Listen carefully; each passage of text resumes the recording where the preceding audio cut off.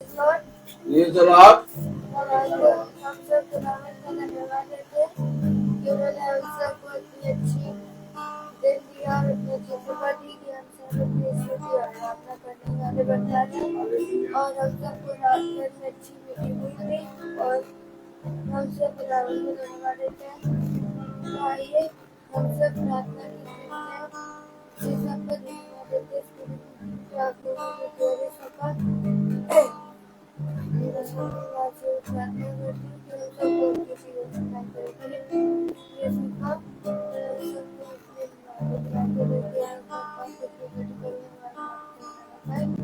और जिस मैं आपसे भी प्रार्थना करती हूँ मेरे जितना भी लोग वो सब दूर होने वाले इस प्रार्थना को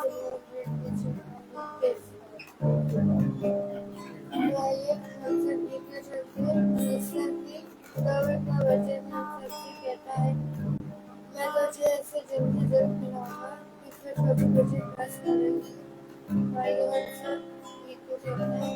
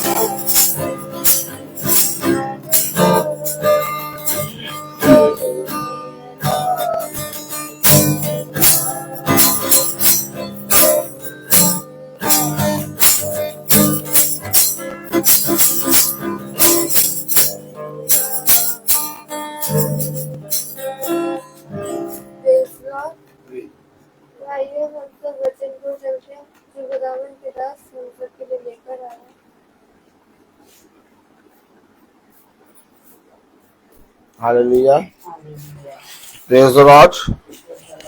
कितनी उत्तम बात कि पिता ने अपने नियमित समय पर हमें इकट्ठा किया।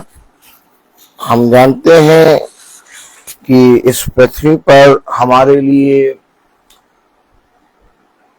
बहुत कुछ कलेश और बंधन है और विपत्तियां हैं, लेकिन उन विपत्तियों में, उन कलेशों में, उन बंधनों में खुदा हमारे साथ है और वो उन विपत्तियों को, उन कलेशों को, उन बंधनों को हमारे जीवन में आनंद में बदलने की सामर्थ रखता है। हमेशा याद रखिए कि आप जब खुदा को जान जाएंगे तो आप एक आनंद और एक शांति में चलेंगे। खुदा ने अपने वचन में कहा कि मैं तुम्हें वो शांति नहीं दूंगा जो मनुष्य तुम्हें देता है। फिर समझिए, मनुष्य आता है, बात करता है, हमें बहुत अच्छा लगता है और उसकी बातों में हम बहुत जल्दी आनंदित हो जाते हैं, लेकिन अगर हम बहुत ध्यान से देखें, जैसे ही वो जाता है वैसे ही हमारी शांति, हमारा वो मनुष्य ने जो बातें करी थी थोड़े ही समय में हमारे जीवन से चली जाती है। लेकिन जब हम खुदा की उपस्थिति में बैठते हैं, बेटा यहाँ बैठो सिस्टर, जब हम खुदा की उपस्थिति में बैठते हैं और उसकी उपस्थिति में चलते हैं तो एक शांति का सोता, आप समझ रहे हैं, जैसे झरने का सोता होता है वैसे एक शांति का सोता तुम्हारे हृदय रूपी पट्टियों से वो भय निकालता है। अर्थात तुम 24 घंटे और 30 दिन और वर्षों तक जब तक इस पृथ्वी पर बने रहोगे तुम एक शांति में दिए जाओगे। जैसे लोग कहते हैं, लिखते हैं रेस्ट एंड पीस। आपने देखा होगा जब कोई मर जाता है तो उसके नीचे लिखते हैं रेस्ट एंड पीस। अब तुम चुप रहोगे, बोलोगे नहीं, सूंघोगे नहीं, देखोगे नहीं, चलोगे नहीं, अब तुम जाओ, शांति में जाओ। अरे मरने के बाद कौन सी शांति? आप खुद ही बताइए, मरने के बाद कौन सी शांति? भाई आदमी मरा, अब वो तो ऑटोमेटिक मुंह और आंख और उसकी सब बंद हो गई। अब तो वो सो रहा है, जब तक आकाश तना रहेगा तब तक वो सोता रहेगा। शांति की बात तो वो है ना कि भाई जीते जी शांति। क्या? अब आप बताइए, अगर हम पिता के वचन को मरने के बाद पढ़ें या जाने तो उससे क्या लाभ? जब तक हम जीवित हैं तब तक हम पिता के वचन को पढ़ें और जान लें। आमीन है। तो जैसे पिता के वचन में हमें सारी बातें जीवित रहते हुए लिखी गई हैं और जीवित रहते हुए पिता ने हमें बताई हैं। पिता ने कहा ये मरों का, मुर्दों का वचन नहीं है, ये जीवितों का वचन है। किसका वचन है ये? तो जैसे ये जीवितों का वचन है, ठीक वैसे ही मेरे प्यारे भाई बहनों खुदावन यीशु मसीह की ओर से जीवितों के लिए शांति है। पापा तो आगे आ जाइए। Praise the Lord, hallelujah. कुर्सी इसमें टका दो। आप समझ रहे हैं? आप समझ रहे नहीं समझ रहे? तो एक शांति दिन के 24 घंटे और जब तक तुम इस पृथ्वी पर हो मैं तुम्हारे जीवन में बनाए रखूंगा। अब आप और हम एक ऐसे स्थान पर पहुंच गए हैं जो स्थान हमारे पिता ने हमारे लिए तैयार किया है। ध्यान से देखें, खुदावन यीशु मसीह ने कहा मैं जाता हूं और तुम्हारे लिए एक स्थान तैयार करता हूं ताकि जब मैं आऊं तो तुम्हें वहां अपने साथ ले जाऊं। अर्थात जब पिता आपके जीवन में आता है, अर्थात जब आप यीशु मसीह के सत्य को जानते हैं, अर्थात जब आप उसके वचन को जान जाते हैं, समझ जाते हैं, तो आप ऑटोमेटिक उस स्थान पर पहुंच जाते हैं। मैं जाता हूं तुम्हारे लिए स्थान तैयार करता हूं ताकि मैं जब आऊं और तुम्हें उस स्थान पर ले जाऊं। इसका मतलब ये नहीं कि जब तुम मर जाओ तो मैं आऊंगा और तुम्हें उस स्थान में ले जाऊंगा। नहीं, मैं जाता हूं तुम्हारे लिए स्थान तैयार करता हूं ताकि जब मैं आऊं, अर्थात पिता कब आता है? उसने कहा जहां 2 या 3 एक मन से उपस्थित हो वहां मेरी उपस्थिति है। आमीन है कि नहीं? तो पिता ने अपने आने का तरीका भी तो बताया है। अब आप अपने मन में सोचे भैया जब मर जाएंगे तो वो आएगा फिर हमें अपने स्थान पर ले जाएगा। नहीं, यहीं पर एक आपको उस स्थान पर रखेगा जो उसने बनाया है। याद रखिए, मूसा पूरी पृथ्वी पर टहल रहा था लेकिन एक स्थान पर आ गया जहां से वो देखने पा रहा है वो झाड़ी। और जैसे ही वो झाड़ी देखने लगता है, खुदा का कलाम कहता है, वचन कहता है, मूसा अपनी जूतियों को बाहर उतार क्योंकि तू जिस स्थान पर खड़ा है वो परम पवित्र स्थान है। अब आप बताइए, मूसा जीवित रहते हुए पृथ्वी पर ही एक ऐसे स्थान पर कैसे खड़ा है जो परम पवित्र स्थान है, अर्थात वहां पर खुदा का आत्मा है। आमीन। ठीक इसी तरीके से हमें नहीं मालूम कि हम पृथ्वी पर कहां कहां चल रहे हैं और कहां पर पिता का आत्मा, कहां पर परम पवित्र स्थान है, लेकिन वो हमें अपने वचन में चलने के कारण और हमें वचन को जानने के कारण और उसमें बनाए रखने के कारण हमें वो एक ऐसे स्थान पर ले दिखा करता है जहां से आपको अब विपत्ति नजर नहीं आएगी, अब आपको घटी नजर नहीं आएगी, अब आपको कलेश नजर नहीं आएगा, अब आप हर एक चीज में आनंदित रहेंगे। याद रखिए, पहले भी हम इस पृथ्वी पर थे तो हमें सारी चीजें, छोटी छोटी बातें हमें बहुत ज्यादा प्रॉब्लम देती थी, बहुत छोटी छोटी बातों में हम बहुत ज्यादा विचलित हो जाते थे और अपने जीवन में बहुत ज्यादा परेशान रहते थे, गाली बकते थे, ये सब करते थे।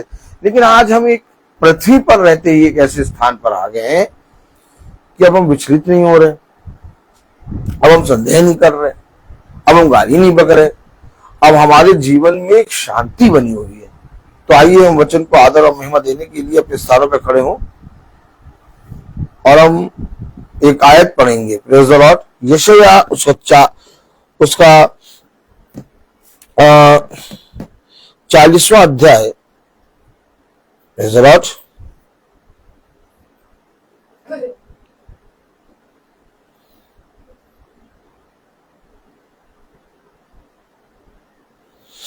यशायाह 40 और उसकी 6ठी आयत पढ़ेंगे,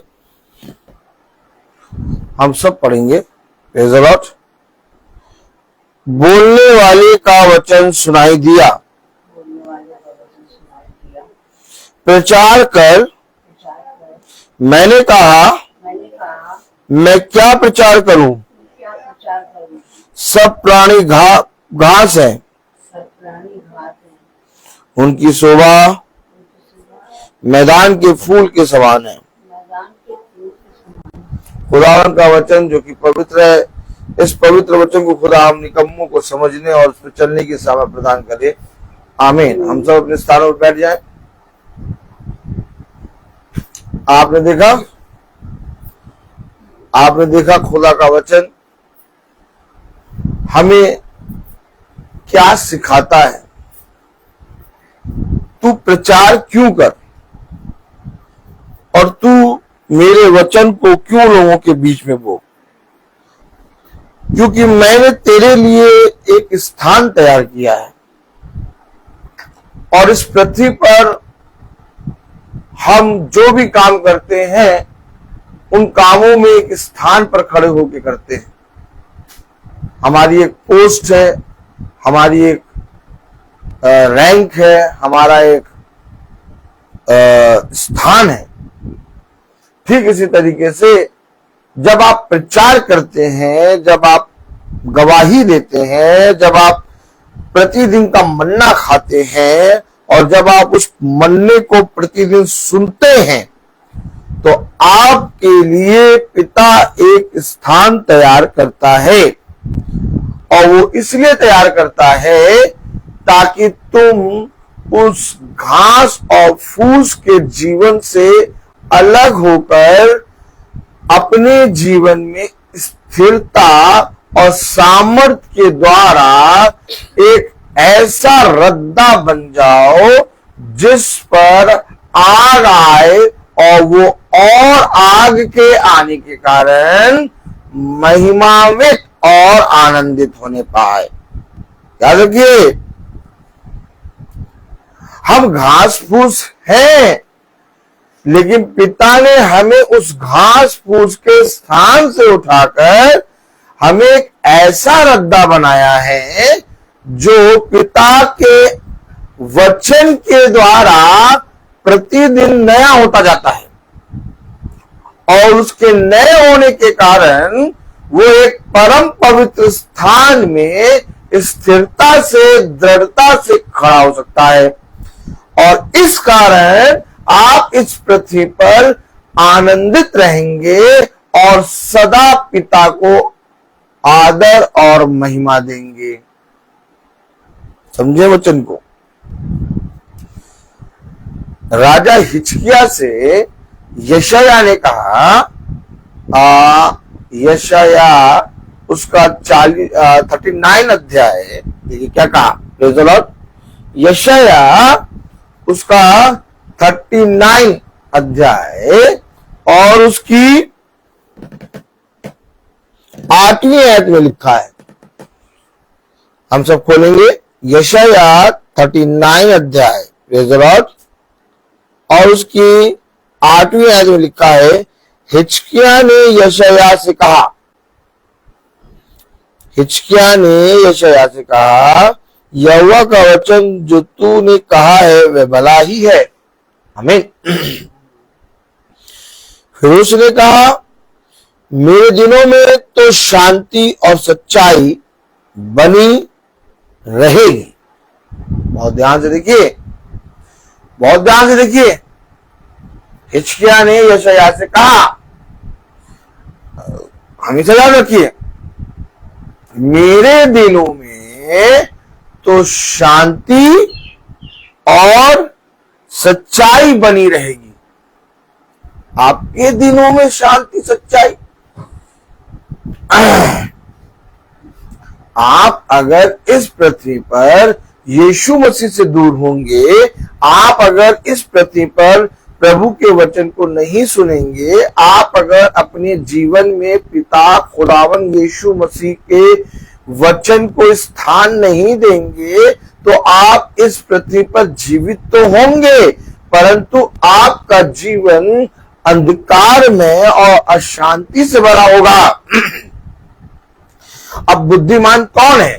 पिता ने क्या कहा? बुद्धिमान है वो मनुष्य जो मेरे वचन पे कान लगाता और जैसा मैंने कहा वैसा करने में चौकसी करता है। क्यों? क्योंकि वो उस शांति को, आपने देखा, और उस सच्चाई को थामे रहता है। दुनिया में तो कलेश होगा, दुनिया में तो लोग सताए जाएंगे, परंतु तुम पर वो विपत्तियां हावी ना होंगी। आप क्या कर रहे हैं? आप अपने जीवन में 24 घंटे में क्या कर रहे हैं? लोग परिश्रम कर रहे हैं, लोग मेहनत कर रहे हैं, लोग पैसा कमा रहे हैं, लोग ऊंची ऊंची रैंक के लिए बहुत पढ़ाई कर रहे हैं, बहुत ज्यादा बुद्धि प्राप्त कर रहे हैं। कोई कुछ कर रहा है, कोई कुछ कर रहा है, कोई आविष्कार कर रहा है, कोई खोज कर रहा है, कोई दिन और रात इस पृथ्वी पर अपने आप को, अपने जीवन को अच्छा रखने के लिए, शांति के लिए, अपने जीवन को बढ़ाने के लिए, बड़ी बड़ी चीजों को प्राप्त करने के लिए चोरी चकारी कर रहे हैं, मेहनत कर रहे हैं, सब जीवन में लगे पड़े हैं। लेकिन बुद्धिमान कौन है? जो कुछ नहीं कर रहा, बस केवल वो विश्वास कर रहा है, और उस विश्वास के कारण पिता उसे शांति और सच्चाई में स्थिर कर रहा है। और जब वो शांति और सच्चाई में स्थिर हो रहा है, तो वो जो कुछ भी करता है उसमें पिता उसको दिन भर में इतना दे देता है कि वो अच्छे से खाता, पीता, पहनता, ओढ़ता, अपने परिवार का प्रबंध करता और इस पृथ्वी पर आनंदित रहता है। एक बहुत बड़ा वरदान, इसके विषय में किसी ईसाई यानी कसाई ने प्रार्थना नहीं करी। कोई इस वरदान के विषय में जानता ही नहीं।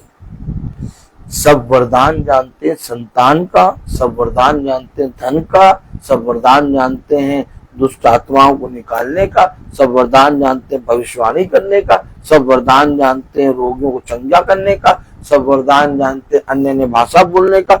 लेकिन पिता ने बहुत से वरदान ऐसे हैं जो अपने आत्मा के अंदर रख रखे हैं, वो मनुष्य को दिखाए ही नहीं। अभी तक बहुत से वरदान ऐसे हैं जिसको मनुष्य जानता ही नहीं कि यीशु मसीह का ये भी एक वरदान, लेकिन ये वो जानेगा जो वचन को रोज पढ़ता और संगति में बना रहता है। तब वो जानेगा, अरे मुझे तो पिता की ओर से एक ऐसा वरदान मिल गया जो मैंने देखा कि इस पृथ्वी पर किसी के पास नहीं। कलाम में लिखा ना कि वो तुम्हें स्वर्ग से उत्तम उत्तम वरदान देगा, उत्तम उत्तम फल देगा और कोई भी बड़ा प्रतिफल अपने पास रखना छोड़ेगा।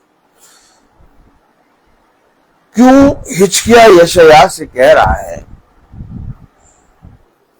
हिजकिय्याह ने यशायाह से कहा, यहोवा का वचन जो तूने कहा है वह भला ही है। फिर उसने कहा, मेरे दिनों में तो शांति और सच्चाई बनी रहेगी। आप जब तक इस पृथ्वी पर हैं और आप जब तक पिता के वचन से निपटे हैं, आपके घर, आपके जीवन में शांति और सच्चाई बनी रहेगी। अब आपको कोई मनुष्य आके शांति देगा तो आपको थोड़ा अच्छा लगेगा, लेकिन आप उसकी शांति के चक्कर में आएंगे नहीं, क्योंकि आपके पास ऑलरेडी एक बहुत बड़ी शांति है। और जब लोग आपको आनंदित देखते हैं, जब आपके जीवन को शांति से भरा हुआ देखते हैं, तो कोई आपके पास आके शांति देने की हिम्मत नहीं करेगा। बहुत ध्यान से सुनिएगा, इसलिए हिम्मत नहीं करेगा, भैया इसको क्या बोले, ये तो खुद ही हमें शांति देता है, ये तो हमें खुद ही स्थिर करता है। आप देखिए, पहले आपको बहुत से लोग आके शांति देते थे, बहुत से लोग आपको अरे कोई बात नहीं, हम हैं। अब देखिए, कोई नहीं आता, कोई शांति नहीं देता, कोई आपके पास आके नहीं कहता अरे भैया हम हैं। शांति की बात कोई नहीं करता। क्यों? क्योंकि वो जानते हैं कि इनके पास एक ऑलरेडी शांति बनी है। जा और जाकर प्रचार कर। बोलने वाले का वचन सुनाई दिया। अब हमें सुनाई देने लगा है। क्या देने लगा? अब हमें सुनाई देने लगा है। तो हमें सुनाई क्या दे रहा है? यशायाह 40वां अध्याय और उसकी 25वीं आयत। यशायाह 40:25 में क्या लिखा है? क्या सुनाई दे रहा है हमें? यशायाह 40:25। यशायाह 40:25 में क्या लिखा है? इसलिए तुम मुझे किसके समान बताओगे? आपने देखा? कह रहा इसलिए जब तुम मुझे जान जाओगे, जब मुझे पहचान जाओगे, जब मेरी शांति में प्रवेश करोगे, जब मेरे सोते में से पियोगे, जब मेरे भोजन में से खाओगे, जब तुम मेरे साथ रहने लगोगे, तो इसलिए क्या कह रहा? यशायाह उसका 40वां अध्याय और उसकी 25वीं आयत में लिखा, इसलिए तुम मुझे किसके समान बताओगे? लोग खुदा का तुलना, खुदा के विषय में तुलना, लोग खुदावन यीशु मसीह की तुलना बहुत सी चीजों से करते हैं। आपने देखा? लेकिन खुदा उनसे पूछ रहा, तुम किसके समान बताओगे? अब जाइए देखिए, लोग कितनी चीजों के विषय में तुलना करते हैं। हमारा खुदा ऐसा है, हमारा खुदा ऐसा है। कोई लकड़ी को काट को बताने लगता है, कोई पत्थर को बताने लगता है, कोई पत्ते को बनाने लगता है, कोई माला बांधे हुआ है, कोई उसे साइन लगाए। बहुत सी चीजों को देख देख के वो प्रतिमा देते हैं। आपने देखा? लेकिन वचन अगर आप पढ़ेंगे तो कह रहा है, इसलिए तुम मुझे किसके समान बताओगे? बैठ जाइए और सोचिए कि मैं यीशु मसीह को लोगों को दिखाने के लिए ऐसा कौन सा चिन्ह या ऐसा कौन सा साइन या ऐसी कौन सी प्रतिमा या ऐसी कौन सी पिक्चर या ऐसा कौन सा चीज बनाऊं जिससे लोग ये जाने कि तुम्हारा खुदावन यीशु मसीह है। तुम किससे मेरी प्रतिमा दोगे? लोगों ने बड़े बड़े ताबीज कर लिए हैं, ताबीजों को चौड़ा कर लिया है ताकि जब वो उसको पहने तो लोग पहचाने कि अच्छा भैया ये ईसाई है। अभी आने वाला है दिसंबर में, लोग तारे लगा लेंगे, अच्छा भैया ये ईसाई का घर है। एक ट्री ले आएंगे जिसमें मोजे और गर्दन और ऊंट और उसाते हैं भेड़ बकरी, उस पेड़ में उत्पन्न होते हैं। आपने कभी ऐसा पेड़ देखा? नहीं, ऐसा पेड़ देखा आपने? अब कोई आए अविश्वासी आए, वो देखे भैया पेड़ में लटका रखे हैं इन्होंने, क्या आदमी को लटका रखा है, जो भेड़ बकरियों को लटका रखा है, को टोपी लटका रखा है, मोजे लटका रखा है। वो अविश्वासी एक प्रश्न कर दे आपसे कि भैया ये बताओ कि ये पेड़ में क्या मोजे टोपी और ऊँट भेड़ भेड़ और आदमी लटकता है, क्या उत्पन्न होता है क्या पेड़ से? किसी पेड़ से ऐसा फल उत्पन्न होता है? तो आप कहोगे नहीं भैया कोई ऐसा पेड़ उत्पन्न नहीं होता। तो कहो भैया यार आपने तो पेड़ में ऐसा लटका रखा है, तो यानी ये झूठ। देखिए समझिए, कलाम कह रहा, वचन कह रहा, और ये सारी बातें किसी जगह दूसरी जगह पे नहीं, संस्थानों पर होती है। हर संस्थाओं में वो इस डे को सेलिब्रेट करते हैं। अब उस संस्थाओं में जहां पर ये चीजें सेलिब्रेट हो रही हैं, वो कैसे जीवित वचन का प्रचार करेंगे साल भर? थोड़ा बैठ के सोचिए, एक कप कॉफी लीजिए, बढ़िया स्ट्रांग बनाइए, आराम से सिप कर करके पीजिए और सोचिए थोड़ा कि ये बातें किसी मनुष्य के, आम मनुष्य नहीं कर रहा, वो संस्था कर रही हैं जहां से खुदा का वचन प्रचार होना था। इसलिए लोगों ने उसको सच समझ लिया और आज देखिए पूरे संसार में वही चीज माना जा रहा है, वचन कहीं नहीं माना जा रहा। आप बताइए, इसको समझिए। आप संसार में जिस संस्था में जाते हैं, सारी संस्थाओं में जो भी बहुत ज्यादा कहता है कि भैया हम विश्वास नहीं है, उन्हीं को पहले आप खरीदते देखेंगे सामान। तो मैं आपको बता तो रहा हूं, यशायाह 40:25 में लिखा, इसलिए तुम मुझे किसके समान बताओगे? अब किसी ने पेड़ के समान बता दिया, किसी ने संटा के, किसी ने बंटा भी है। हाँ, तो आपने जब खुदा को जाना, तो आपने जब पढ़ा वचन में कि तुम मुझे किसके समान बताओगे, मैं प्रभु एक ताबीज पहनता हूं और उस ताबीज में या उस क्रॉस में एक खुदी हुई है और उसमें मैं आपको मानता हूं। किसी ने इसमें मान रखा है। कलाम कह रहा, पूरी आयत पढ़ें, इसलिए तुम मुझे किसके समान बताओगे कि मैं उसके तुल्य ठहरूं? मैंने तो जब पूरा संसार देखा, मैंने कहा प्रभु तेरे तुल्य कोई है ही नहीं, तू तो स्वर्ग में नहीं समाता प्रभु। यही तो बात सुलेमान ने कहा। ओ माय गॉड, अगर कोई पृथ्वी में ऐसी चीज होती तो सुलेमान राजा अपने बनाए हुए मंदिर में, भवन में जो खुदा ने दिया था उसे बनाने की बुद्धि समझ देती, उसमें लाके रख देता। सुलेमान राजा क्यों हाथ उठा के प्रार्थना कर रहा है कि प्रभु आप अपना आत्मा इस भवन में दें, क्योंकि कुछ है ही नहीं जो इस भवन में मैं रखूं। किसके तुल्य? क्या वचन है यार। सुलेमान राजा ने क्यों प्रार्थना करी? देखिए आप अगर बहुत ध्यान से देखें तो भवन जब बनाया तो सुलेमान राजा ने पूरी प्रजा, इजराइल प्रजा के सामने हाथ उठाकर प्रार्थना करी कि प्रभु हम तो तेरे भवन को नहीं बना सकते, लेकिन मैं तुझसे ये प्रार्थना करता हूं कि तेरी आंखें, तेरी दृष्टि इस भवन में लगी रहे। मैं तुझसे ये प्रार्थना करता हूं कि तू इस भवन में वास करे। मैं इस भवन को बनाने के बाद कोई प्रतिमा, कोई भी चीज लाके कैसे रख दूं? तेरे तुल्य क्या ऐसी चीजें पे रख दूं? कुछ मिला ही नहीं, इसलिए मैं हाथ उठा के तू आ प्रभु। ओ माय गॉड, देखा आपने देखा क्या वचन करता हमें देता है। हमें कभी किसी भरी वस्तु की घटी नहीं होती। इसका सबसे बड़ा कारण ये कि हम एक शांति में,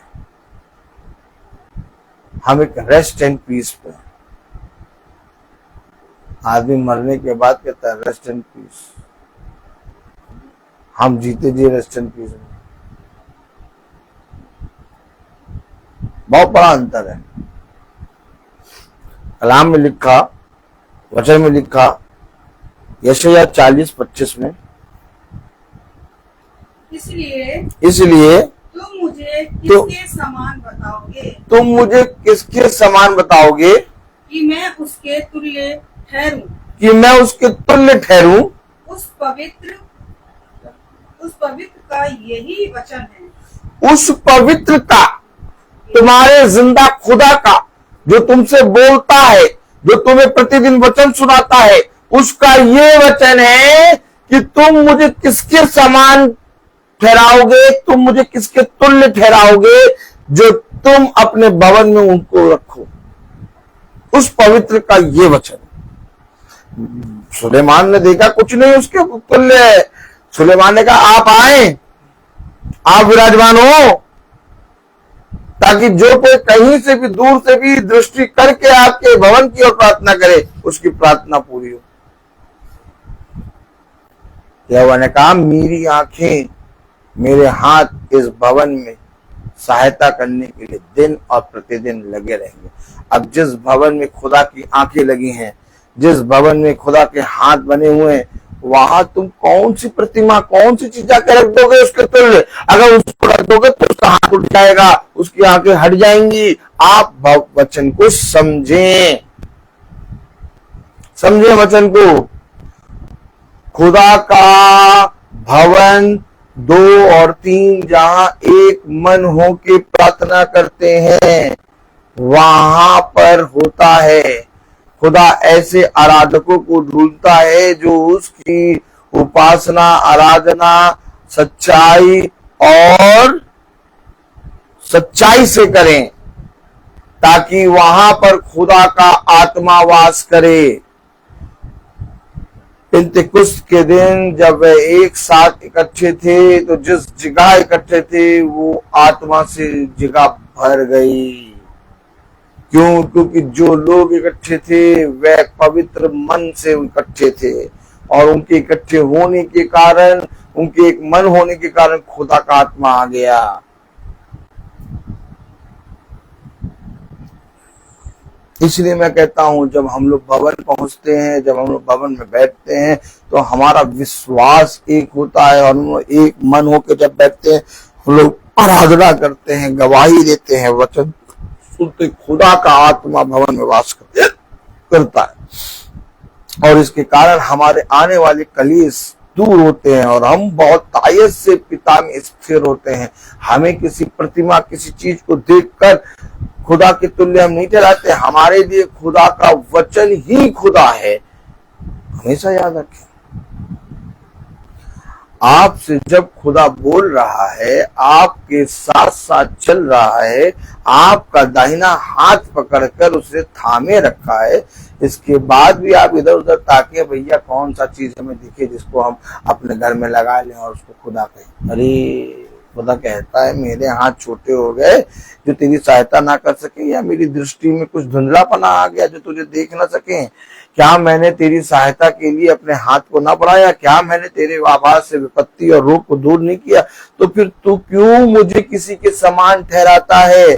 तो तू मुझे किसी के तुल्य ठहराता है? तो क्या हमें खुदा के वचन से जो हम सीखते हैं, जो सच में जिंदा खुदा को जानते हैं, उन्हें खुदा को किसी के भी तुल्य और किसी के भी समान नहीं ठहराना? यस, क्योंकि खुदा किसी के भी तुल्य और समान नहीं हो सकता, क्योंकि खुदा स्वर्ग और पृथ्वी और अंधलोक में विराजमान रहता है। वो खुदा है जो हर जगह पर उपस्थित रहता है। आप उसकी तुलना किससे करेंगे? आप उसे किसके समान ठहराएंगे? यही कारण है आज मनुष्य ने खुदा की तुलना, खुदा को किसी के समान ठहरा दिया है, और जिसके समान ठहराया मनुष्य ने उसको ही खुदा बना समझ लिया। अब खुदा को वो भूल गया। आज लोग खुदा के वचन को नहीं सुनते। क्यों नहीं सुनते? क्योंकि उन्होंने खुदा के वचन के समान, उसके वचन के तुल्य किसी चीज को ठहरा दिया है। अब वो केवल उसको पूछते, उसको मानते और वचन को नहीं मानते।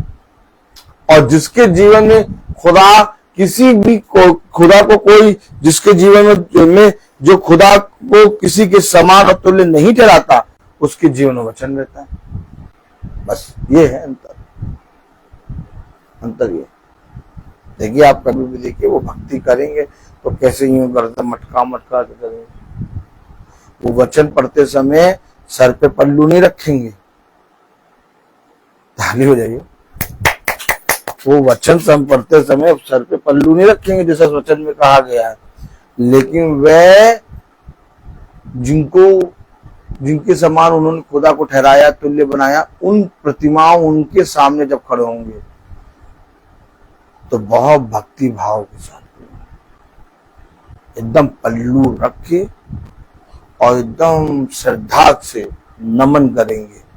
और नमन करते समय देख लो उनको, और वचन करते पढ़ते समय देख लो उनको। अंतर है। यहीं से आप पहचानेंगे कि उन्होंने वचन को किसी के समान और तुल्य ठहरा दिया। हमें आनंद कौन सा मिल रहा है?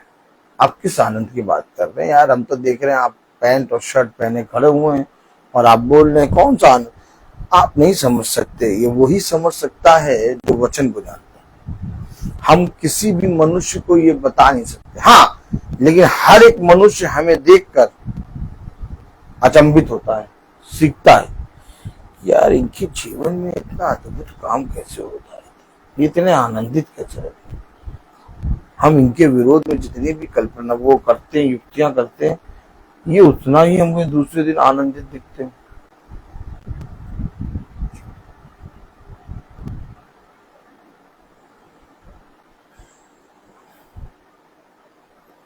बोलने वाले का वचन सुनाई दिया।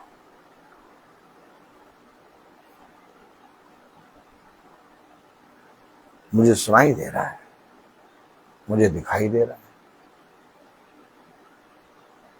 मुझे एक मार्ग दिखाई दे रहा है जिस पर मुझे चलना है, और उस पर चलने की सामर्थ मेरे अंदर नहीं है।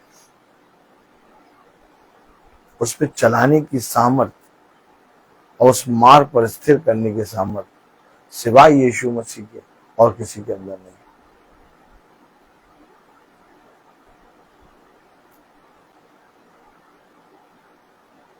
आकाश के पक्षी, पृथ्वी के जीव जंतु, ये पेड़ पौधे, ये हवाएं, ये तारे, ये सूरज, ये चांद सितारे, इन्होंने कभी भी सृष्टिकर्ता को किसी के तुल्य और समान नहीं ठहराया। इनके जीवन में आज तक केवल सृष्टिकर्ता ही बना हुआ है। इसलिए वह अपने कामों में बरसों से लगे हुए हैं और ईमानदारी से काम कर रहे हैं, जबकि इन सारी चीजों को पिता ने कह के बनाया। हमें और आपको तो पिता ने अपने हाथों से बनाया। हम और आप तो उसकी अनमोल रचना है, अपने हाथों से रचा है। अपनी योजनाओं में हमें और आपको रखा है। जैसे वो स्वयं है वैसा उसने हमें और आपको बनाया। इसलिए नहीं बनाया कि हम उसको किसी के तुल्य ठहरा के, किसी के समान ठहरा के उसे मानने लगे। जिन वस्तुओं को उसने कह के बनाया, जब उन्होंने किसी के समान और किसी के तुल्य उसको नहीं ठहराया, तो सोचो, जिसको खुदा ने अपने स्वरूप और अपनी समानता में बनाया, जिसको खुदा ने अपने हाथों से बनाया, उसने कैसे उस सृष्टिकर्ता को किसी के समान और तुल्य ठहरा दिया? कैसे हो सकता है? ये मेरे और आपके जीवन से कैसे हो सकता है कि हम अपने जीवित खुदा को किसी के समान या किसी के तुल्य ठहरा दें? वाह, कितना अच्छा पास्टर है, वाह कितने अच्छे याजक है, नहीं एकदम यीशु मसीह है, नहीं ये भी ना कहना। कुछ नहीं मिला तो पास्टर साहब को यीशु मसीह बना दिया। आज ये काम हो रहे हैं। अरे कितना बढ़िया पास्टर साहब है, हमारा याजक तो सच में हमें खुदा की तरह दिखता है। नहीं, तुम मेरी प्रतिमा, मुझे किसके तुल्य ठहराओगे? क्या वो दास जो वचन को लेके आया, क्या वो याजक जो वचन का प्रचार कर रहा है, क्या वो याजक जो वचन के विषय में बता रहा है, तुम उसको ही खुदा बना दोगे? नहीं। मूसा ने, पतरस ने, यूहन्ना ने, पौलुस ने, सबने मना करा। उन्होंने कहा हम मनुष्य हैं और तुम्हारे समान मनुष्य हैं। एलिया ने मना करा। बहुत तेरे लोग ऐसे हैं, जब याजक को एकदम देख लेते हैं कि बहुत सच में एकदम स्थिरता से चल रहा है, पवित्रता से चल रहा है और समय समय में वचन दे रहा है, वे उसको खुदा समझने लगते हैं। मैं आपके लिए खुदा नहीं हो सकता। फिर समझे, अगर आप किसी तरीके से दूर हमारे अंदर एक भ्रम पैदा कर देता है।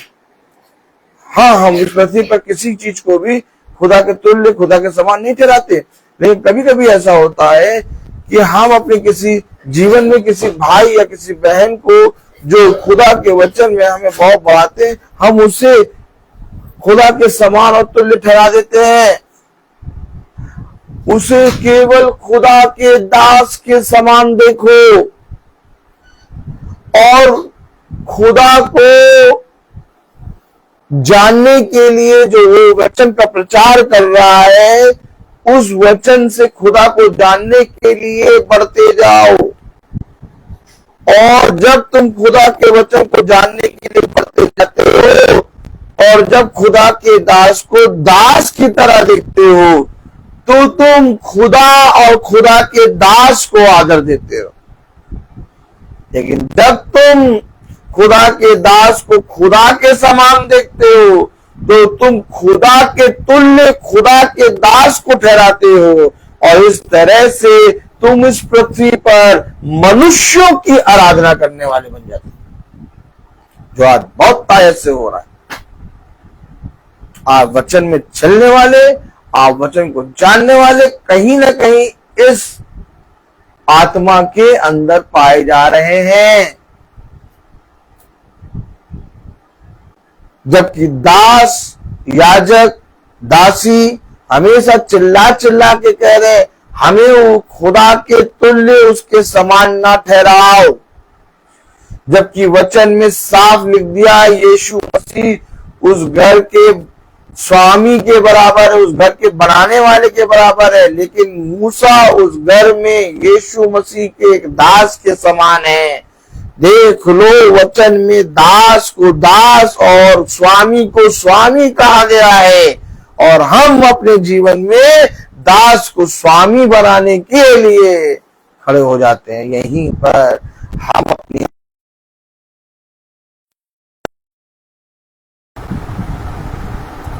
हमारा खुदा बोलने वाला खुदा है।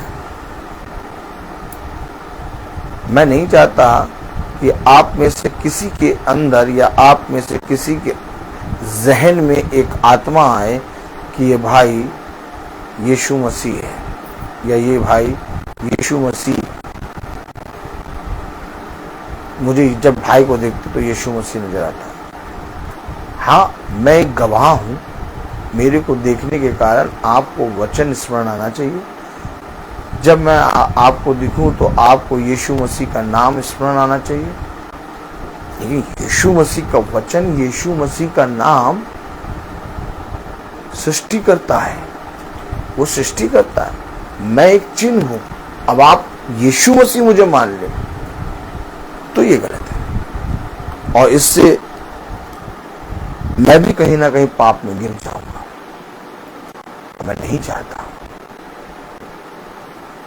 कि मैं पवित्र वचन जो महिमा खुदा की है उसे अपने जीवन में लूं, क्योंकि खुदा का स्थान कोई मनुष्य नहीं ले सकता। खुदा खुदा है, खुदा योग्य है और हम अयोग्य हैं। हम योग्य तब बनते हैं जब पिता का पवित्र वचन हमें मिलता है। हम नहीं बन सकते खुदा, हम कभी खुदा नहीं बन सकते। हमेशा याद रखना, हम मिट्टी हैं। बस हम पर इतना दया कर पिता कि हम तेरे हाथों में बने रहें। हमें तेरे हाथों में बने रहने के कारण आदर और महिमा मिल जाती है, और इतनी मिलती है कि हम उसको रख नहीं सकते। क्या करूंगा लोगों के सामने, लोगों के जीवनों में, लोगों के मनों में खुदा बन के? अरे तुम अपने मनों में, अपने जीवनों में खुदा को खुदा दो का स्थान दो ना, वचन को खुदा का स्थान दो, यीशु मसीह को स्थान दो, तब तुम्हारा भला होगा। मैं तो तुम्हें देख नहीं पा रहा, लेकिन वो खुदा तुम्हें और मुझे दोनों को देख रहा है। मैं हमेशा इस पृथ्वी पर एक मिट्टी का तिनका ही हूं। चाहे जितना प्रचार कर लूं, चाहे मैं 24 घंटे रेगुलर प्रचार करूं, चाहे मैं दिन और रात प्रचार करूं, तो भी मैं मिट्टी का एक तिनका ही हूंगा। चाहे खुदा का आत्मा मेरे अंदर बहुत तायत से आ जाए, तब भी मैं मिट्टी का एक किनका और एक दासी हूंगा, क्योंकि एक सिंहासन है और उस सिंहासन पर खुदा को छोड़ और कोई नहीं बैठ सकता। और कहीं ऐसा ना हो कि हमारे मनों में, हमारे जहनों में हम उस सिंहासन पर खुदा के तुल्य, खुदा के समान जिसको बनाया समझते हैं, उसको बैठा दें। ये बहुत गंभीर पाप हो जाएगा मेरे प्यारे भाई बहनों, बहुत गंभीर पाप। आप सबसे निवेदन है, आप सब इस पाप से दूर हो जाएं, और मुझे भी इस पाप से दूर रहने के लिए मेरे लिए भी प्रार्थना करें। हम सब एक योजना के अंतर्गत चल रहे हैं, और वो योजना को बनाने वाला और हमें चलाने वाला सृष्टिकर्ता यीशु मसीह है। बस हमारे लिए सबसे बड़ी सामर्थ का काम ये होगा कि हम अपने सृष्टिकर्ता की सुने, उसकी ओर दृष्टि करें, उसे हमेशा निहारें, उसके वचन में लगे रहें। कोई बहन, कोई भाई यदि हम वचन प्रचार करने जाते हैं और वो सुन के बहुत तृप्त हो जाते हैं और कहने लगते हैं सच में आप खुदा की तरह हैं, हमें तुरंत उन्हें बताना है, नहीं, आप खुदा को किसी के भी तुल्य और समान ना बनाएं, क्योंकि खुदा किसी के तुल्य और समान नहीं बन सकता। खुदा खुदा है और हम खुदा के दास हैं, और हम खुदा की दासियां हैं। कितना पवित्र वचन! सुबह सुबह भोर में खुदा ने एक बार फिर से नया मन्ना दे दिया। देखा आपने, हो सकता था कि मैं समय पे आ जाता अपने स्कूल के प्रोग्राम से और 5 बजे भी मीटिंग शुरू कर सकता था, लेकिन मैं दुष्ट को कोई भी मौका देना नहीं चाहता। इसलिए मेरे पिता ने मुझे समझाया कि सुबह भोर में मीटिंग कर, ताकि मीटिंग पूरी तरीके से हो और बहुत तेरे लोग उसको सुनकर शिफा प्राप्त करें। अब हम अपने कामों में चले जाएंगे। आप सब पूरा झुंड प्रार्थना में याद रखिएगा, जो खुदा की मर्जी है वो हमारे जीवन में पूरी हो। हम क्या बजाते हैं, क्या गाते हैं, ये हमें नहीं मालूम। हम मिट्टी के कण हैं। जज किस मन से बैठा है हमें नहीं मालूम, वो स्थान कैसा है हमें नहीं मालूम, लेकिन जज के हृदय उस स्थान को, हमारे बच्चों को, जितने बच्चे भी वहां पहुंचते हैं उन सबको पिता देख रहा है, और पिता उन्हें अच्छे से ले जाने में सहायता करे, और जो पिता की मर्जी में है वैसा प्रतिफल हमें दे। आप सब प्रार्थना में याद रखिएगा कि हम पिता के वचन से जैसा पिता ने हमारे लिए ठहराया है वो फल प्राप्त करने पाए। सब बातों में हमारे पिता को आदर और महिमा मिले, क्योंकि हम जीतते हैं तो पिता को आदर और महिमा मिलेगी, हारेंगे तो पिता को आदर और महिमा मिलेगी, क्योंकि कहीं ना कहीं सारी बातें हमारे लिए भलाई उत्पन्न करती हैं। और यही शांति, यही आनंद पिता ने हमें और आपको दिया है। जब तुम प्रार्थना करो तो तुम कहो पिता मेरी नहीं बल्कि तेरी इच्छा पूरी हो, क्योंकि हो सकता है मेरी इच्छा में खोट हो नहीं सकता, सच में होगा, लेकिन तेरी इच्छा में कोई खोट नहीं होगी। हमेशा अपने सारे कामों को, अपनी सारी चीजों को पिता के हाथ में रखो, अपने पिता को पूरा करने दो, अपने पिता को बोलने दो, अपने पिता की सुनना शुरू करो, क्योंकि वो बोलता है। देखो उस वचन में लिखा, बोलने वाले का वचन सुनाई दिया। अब अगर वो बोलता है तुम्हारा खुदा तो तुम सुनते रहो, तुम्हें बोलने की जरूरत ही नहीं, बस धन्यवाद दो, हर स्टेप में चलते रहो, अपने कामों को करते रहो, आनंदित रहो, प्रफुल्लित रहो, अपने पिता को हर एक जगह पर, अपने पिता को जहां जहां जाओ महिमा और आदर दो। जीवन भर इस पृथ्वी पर इन्हीं कामों में मग्न रहो। मनुष्य का संपूर्ण कर्तव्य यही है कि जो कुछ उसे मिला है उसे थामे रखे और बहुत तायत से पिता के वचन में स्थिर रहे, और इस पृथ्वी पर जहां जहां जाता है, जिस जिस कोने में जाता है, जहां जहां जाता है, वहां जाने के कारण तुम्हारे पिता को, तुम्हारे जाने के कारण आदर और महिमा मिले। इससे बड़ा प्रतिफल, इससे बड़ा वरदान, इससे बड़ा पिता की ओर से अनुग्रह और तुम्हारे जीवन में कुछ नहीं। और अगर तुम्हें ये मिल रहा है, आनंदित हो जाओ, प्रफुल्लित हो जाओ, चिल्लाओ, गाओ, बजाओ कि मैंने अपने पिता को देख लिया, क्योंकि वही शांति, वही आनंद पिता है, क्योंकि वो शांति का राजकुमार है। मैं बोलता हर चीज का। तो आइए हम प्रार्थना में चलेंगे, और मेरा निवेदन है हमारे पिता से कि वो प्रार्थना में अगुवाई करें।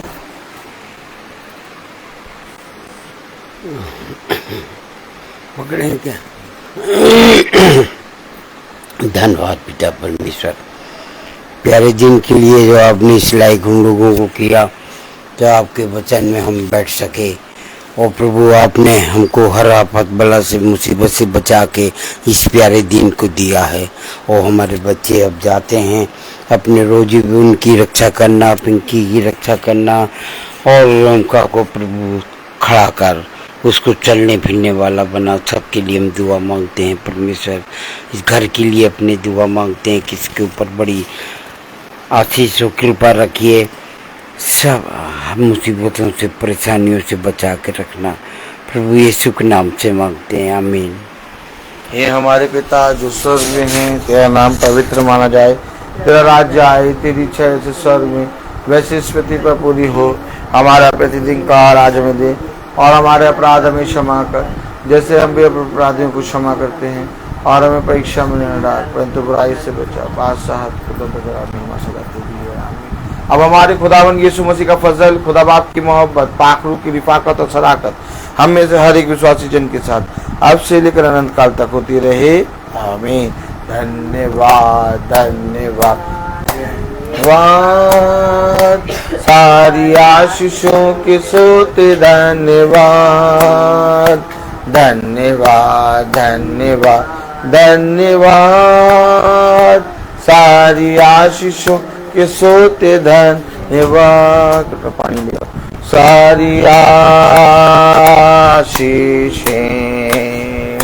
आती ऊपर से, हालेलुया, धन्यवाद, धन्यवाद, धन्यवाद, सारी आशीषों के सोते धन्यवाद। Thank you Jesus. सब भाई बहनों को प्रेज द लॉर्ड। सूचित किया जाता है कि कल की प्रार्थना शाम को 5 बजे होगी। आज की शाम की 5 बजे की प्रार्थना सुबह भोर में 5:30 बजे हो चुकी है। कल की प्रार्थना शाम को 5 बजे होगी। कहाँ होगी मुझे नहीं मालूम, लेकिन तंबू लगेगा जरूर। Praise the Lord.